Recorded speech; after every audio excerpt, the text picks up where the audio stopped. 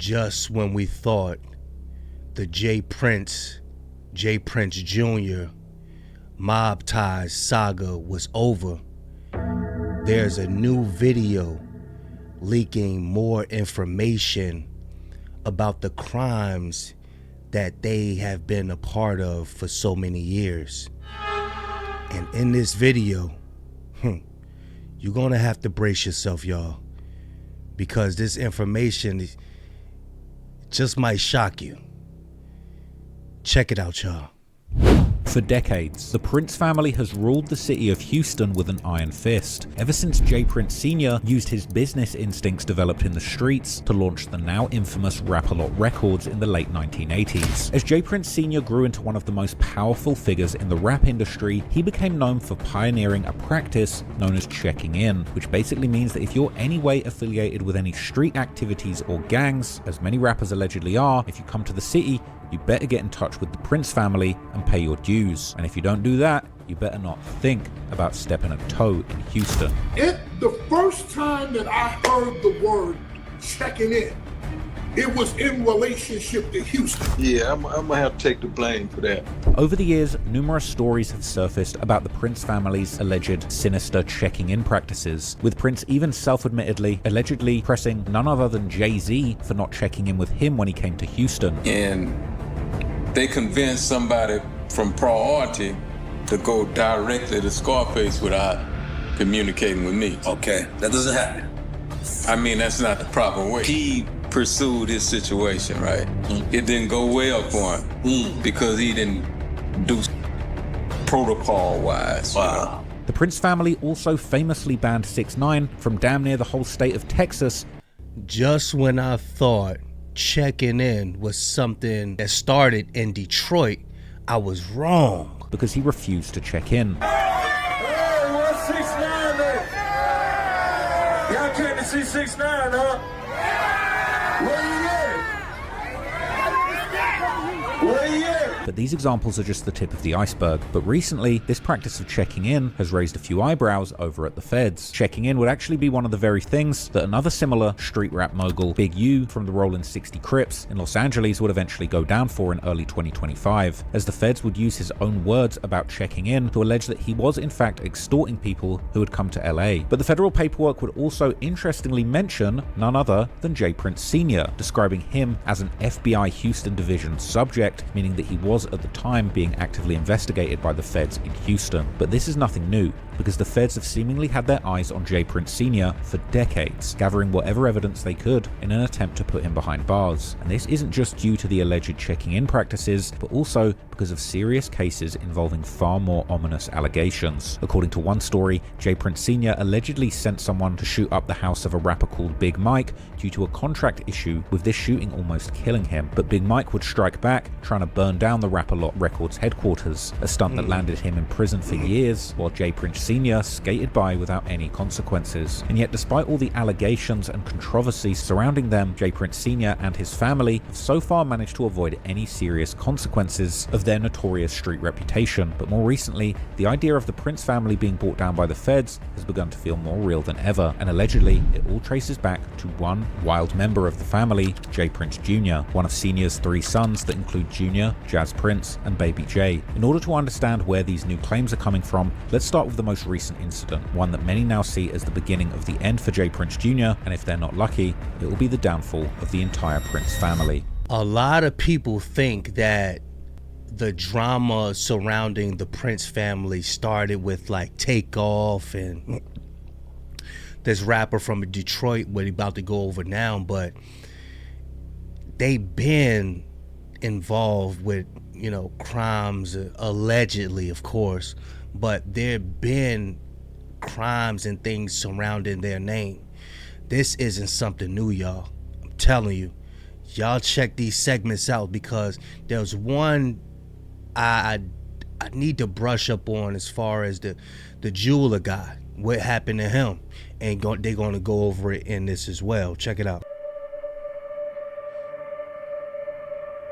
A violent incident recently unfolded in Houston at the Confessions Bar and Restaurant, a venue known for hosting some of the biggest names in rap today. On April the 8th, J. Prince Jr. was out with a rap collective that had a long and complicated history with the Prince family, NBA YoungBoy's 4K Trey crew. As Now, this is the one that we're familiar with, but even though we've been reacting to it in the past, there's some things that I have missed that's going to be in this segment here. Boy's right-hand man OG3 was out celebrating his birthday. Now, this link-up alone raised a lot of eyebrows because many years earlier in 2020, there had been tension between NBA YoungBoy and J. Prince Sr. after a group of young goons broke into YoungBoy's mansion in Houston and stole several items. Not long after this, those same items somehow ended up in J. Prince Sr.'s possession, and Sr. would post a video of himself on social media, positioning himself as somebody that was genuinely looking out for YoungBoy.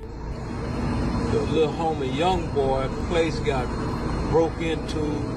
People went in his place, disrespected different things, and I got a call about it. And the little homies that went into this place want to make that right because they understand that, YoungBoy family is okay with me.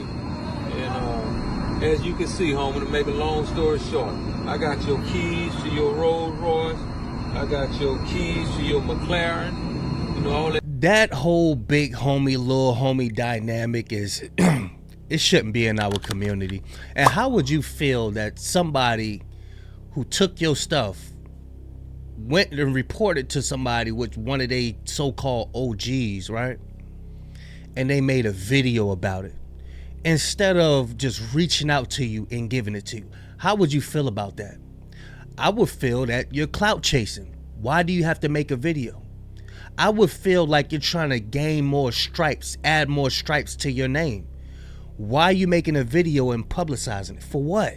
Where you could just get in contact with me. That they took, and the homie, Shakur, what you got, homie? You got your Rolls Royce umbrellas, you got your keys, you got a bunch of other Get in contact with us, bro. Get your back, man. But YoungBoy didn't see things that way. He would question why J. Prince would take it public, showing off his stolen goods, instead of reaching out to him privately, especially if he really just wanted to return the items. Hey, I don't want no friends, I don't want no new relationships. All that, hey, I don't respect none of that shit, man. If you got something for me, man, I got plenty of around me you could call. Man, it's plenty ways you could get in touch with me. Man, don't get on no internet and do nothing publicly. Don't do nothing dealing with no publicity, none of that.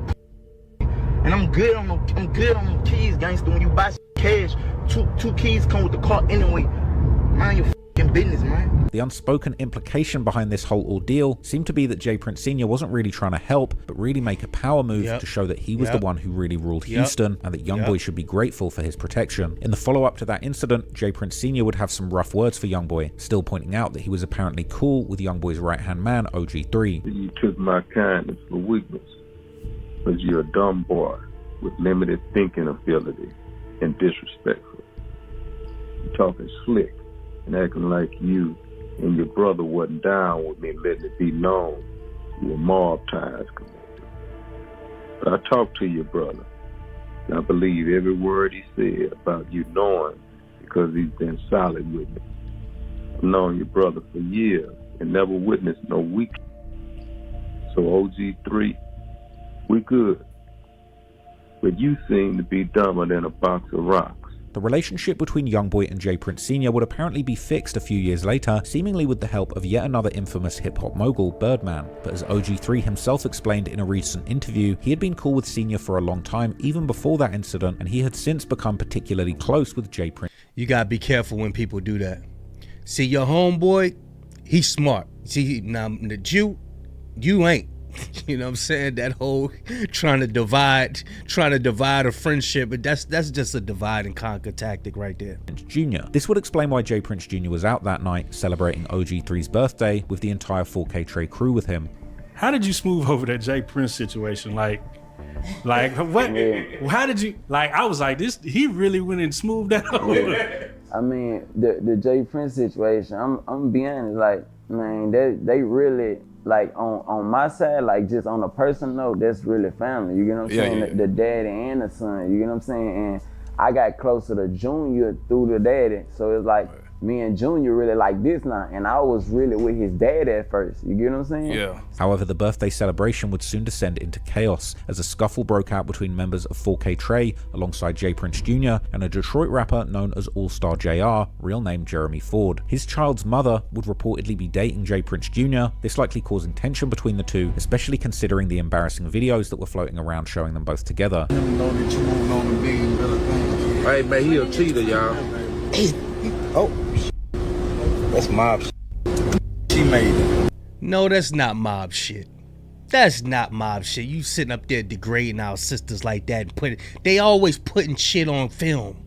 No, let's record this for the moment. Who does that sound like? I ain't even gonna mention his name. I'm gonna let y'all fill in the line. Who does that? I always want to do something for the camera. Let's record this. By the way, the title reads, "The Feds Are Coming for the Prince Family." Oh. Hey, you are. She made it. Trust the process. Say, man, I'm glad you left her alone.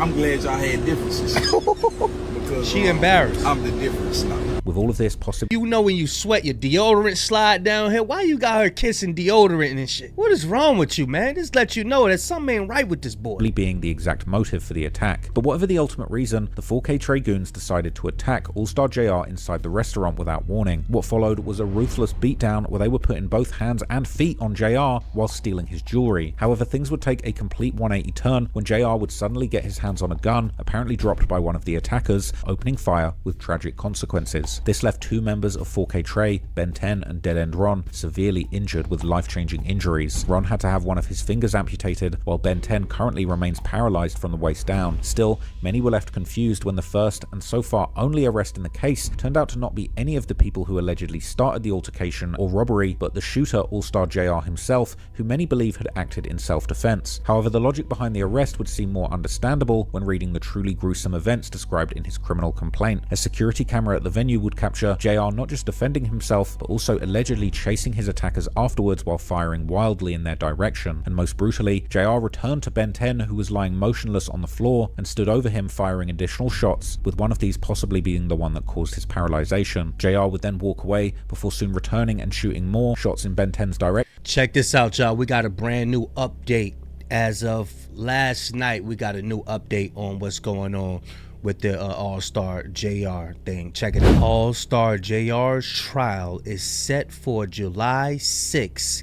He is facing a federal felony in possession of a firearm charge, and the trial is expected to last 3 days. And eventually the only thing that seemingly stopped him from executing Ben would be the gun running out of bullets. And even that didn't stop him, because then he apparently went on to pistol whip Ben 10 with the empty gun and spit in his face. He would eventually flee the scene before the police arrived, but based on the brutality of these acts, many would likely argue that he deserved to be arrested for overkill or using excessive force. But interestingly, that's not what he was charged with at all. Instead, the only charge brought against All-Star JR was a charge of unlawful possession of a firearm by a convicted felon. And this charge didn't come from the Houston police, but the feds. But in order to charge him federally, the feds had to prove particularly one key detail, that the weapon at some point had crossed state lines. So following JR's arrest, many believe that's exactly what had happened, that he had taken the gun with him and fled back to his hometown of Detroit. You can take somebody's gun and use it against them for self-defense, for sure, that sounds like self-defense, but as soon as you stand over him when it's not an immediate threat, now we have a problem. Here's the other problem. I was talking to somebody who seems like they're sort of close to this case.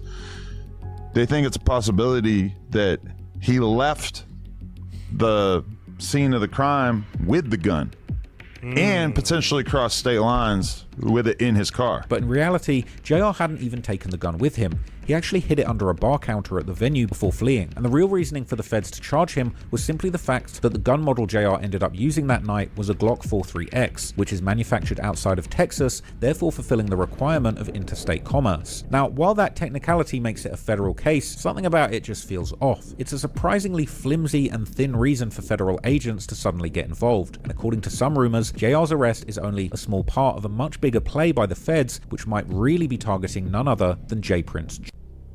There it is. They might be using JR. They need this. They need this. This might be the connection to get these wicked You know what I'm saying? Jr. But to understand why the feds might have been targeting him specifically, we have to go back a few years and look at a pattern that's now becoming hard to ignore, because this was far from the first violent incident involving J. Prince Jr. In fact, in recent years, wherever he seems to go, someone eventually ends up dead. There you go. Remember, we just reacted to Charleston White exposing a phone call of some older guy who always carry loaded dice with him to these dice games. So this is why when you go out there, you roll dice with them, you never win because they got loaded dice. Check it out. Prince Jr., much like his father and his brothers, has been for years tied in with the Prince family businesses, which could include anything from boxing promotions to running a 1,200-acre ranch and, of course, the music business. That's what they're most known for and where they've been able to stay relevant for decades. But J. Prince Jr. also has his own brand, which is also a record label and the crew that he rolls with called Mob Ties. When did you start the Mob Ties brand name? I mean, Mob Ties derives from Young Mafia. I started Young Mafia. We used to call it Young Mob. I started Young Mob, me and a couple of homies. We started Young Mob probably early high school, like my 10th grade year. We started an entity where I brought all the different sides of town together and made one collective group for us to get money. But apparently in recent years, Mob Ties has really become an essential rebrand of the Rap-A-Lot label, with Drake, who was actually discovered by J. Prince Sr.'s son, Jazz Prince, even dedicating an entire track called Mob Ties to the crew on his 2018 album. I believe a lot of people use that, yeah, let's get money together thing as a scapegoat. I don't think those was his motives at all, because they already got money. I believe he was using that as so he can have access to different sides of the town or whoever he gathered together. I'm telling you, people, they wicked. You never know what somebody got up under their sleeve, man. Scorpion, a song where he raps like a real mob boss about how he gets rid of his enemies before shouting out mob ties and painting them as something much more serious and dangerous than just a brand or a record label. In many ways, J. Prince Jr.'s Mob Ties has carried the same infamous reputation that J. Prince Sr. built with Rap-A-Lot Records. But in recent years, that reputation has taken on a far darker image, as people connected to Mob Ties have increasingly begun to turn up dead. In September 2022, an up-and-coming jewelry dealer from Chicago. Y'all know who J. Prince Jr. is? Y'all remember I'm Gonna Get You Sucker? In the very beginning, when the two guys came in the house, the lady beat him up. That's who he is.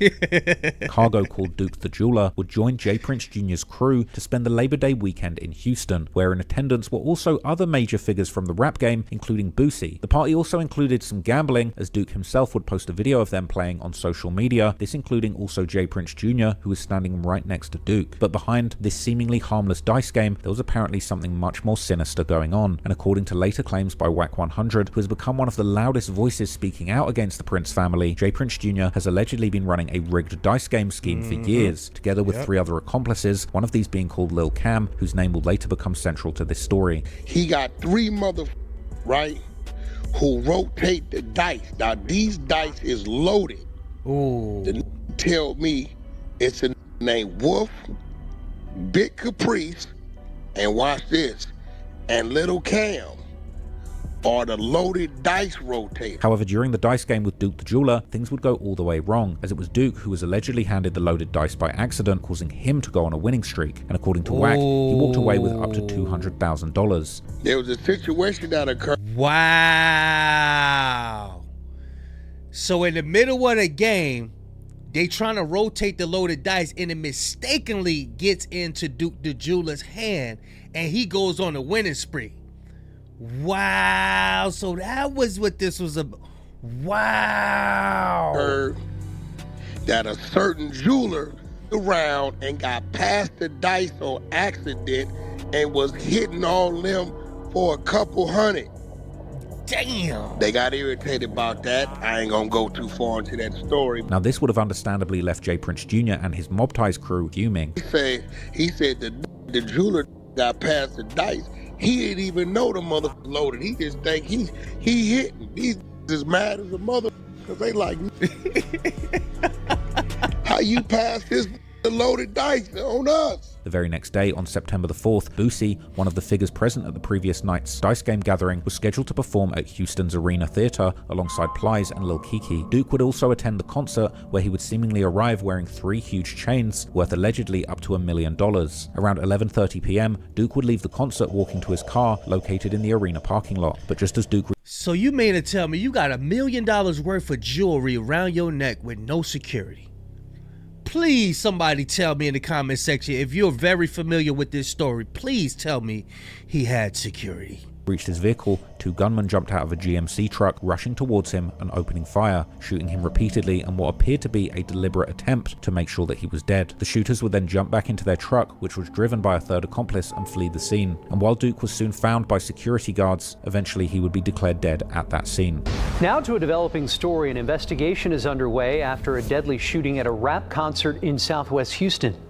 The shooting happened last night at the Arena Theater along the Southwest Freeway in Fondren. Police believe the 29-year-old victim attended the concert here at Arena Theater last night. Police currently searching for 3 people, 2 possible shooters and a driver. As police noted soon after the shooting, there were no reports of any altercation beforehand, suggesting that the attack had likely been planned in advance. At this time, we do have several witnesses, but it doesn't sound like there was an altercation.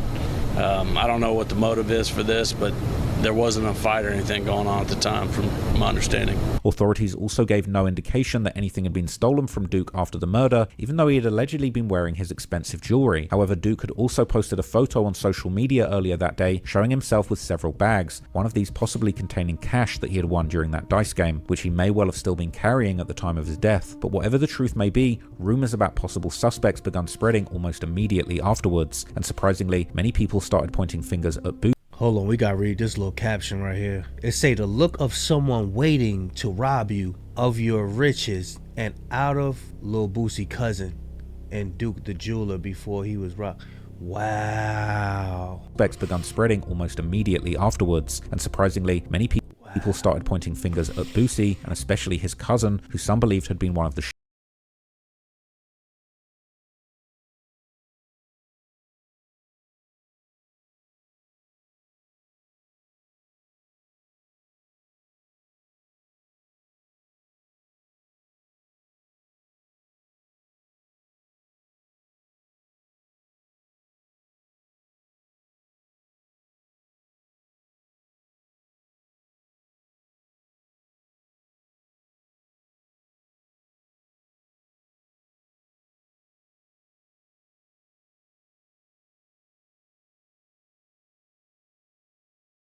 That's when somebody tried to by himself. Wow. If you get money and you decide to wear it, you decide to be flashy with it, you better have you some, man, that's crazy, bro. You can't think it's that sweet. You can't think it's that sweet.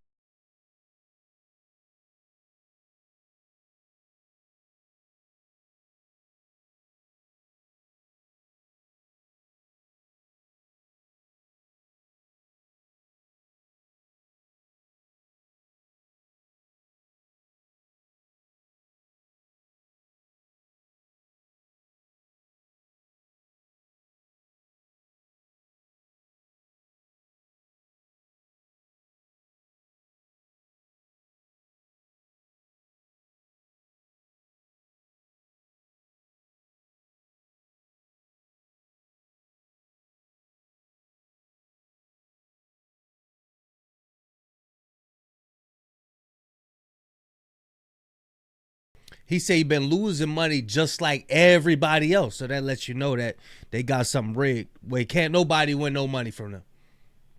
They trying to make false reps like the dude beat somebody out some money, but the dude actually lost his money, bro. Ain't nobody really win. You know what I'm saying? Like, dude lost his money, and Boosie would also claim that it was Duke who had reached out to him about the concert and asked if he could follow him there. But what he didn't explain was why Duke somehow ended up parking in the regular parking lot while Boosie and the others parked in the VIP area inside the arena. So the next day, dude hit my partner like, man, y'all got the concert. Let us trail y'all, woo-de-woo. So dude went with us to the concert, and After I come off stage, everybody leaving. You know, we parked under the parking lot, under the arena where the celebrities parking and all that shit. He was in another car. He walked to his car. His car was outside the arena under where we was. It was on side the parking lot. So he had Boosie don't understand. The more you let everybody know that you know about Duke the Jeweler's whereabouts, that raises suspicion because you know his every move. Don't nobody else know his every move, so you know his every move. That means that your little cousin knows his every move as well. Now, I'm not implying nothing. I'm just saying that you kind of like telling on yourself. He had to walk to his car, and that's where the incident took place when somebody, you know, tried to get him or whatever. But Vlad, bro, if anybody know me, bro, that ain't my stilo, bro. You know what I'm saying? Clearly, Boosie was doing anything he could to place the blame off himself, but this interview would leave many people under the impression that he might have known a little something more than he was letting on. But increasingly, there were also those who were coming to the conclusion that the much more likely suspect was actually J. Prince Jr. One of the first people to make these claims publicly was Charleston White, one of the internet's most controversial figures, who appeared in a podcast already in 2023 alleging that J. Prince Jr. and mob ties were responsible for Duke's death after their alleged dice game scam had gone wrong. Everybody in there that night know what the play was, man. Everybody in Texas know what the play is. If you rapping, you celebrity, if you like the strip club, you like to do this, you check in with them, they bringing them bad dice on you. Why you think they Duke the Jeweler, they really couldn't get him? That's why they had, come on, homie. Unfortunately, Duke's death was only the beginning, and only a few months later, another man would lose his life in Houston, and that murder would bring the Prince family under the limelight of law enforcement once again. Ah, man, that we gonna cut it right there. Y'all let me know in the comments section, do y'all want to go any further? Because we have been reporting on the Takeoff situation, you know, but there's more after that. So y'all let me know in the comment section, do y'all want more? And y'all please hype this video up. Make sure you subscribe. Let me know what y'all think about Duke the Jeweler. Who do y'all think was involved in this situation? But I do know, look, the title reads, the feds are coming for the Prince family. Who knows? They may be using All-Star JR just to link up with them. Y'all let me know what y'all think, man. Big Kish signing out. I'm going, y'all.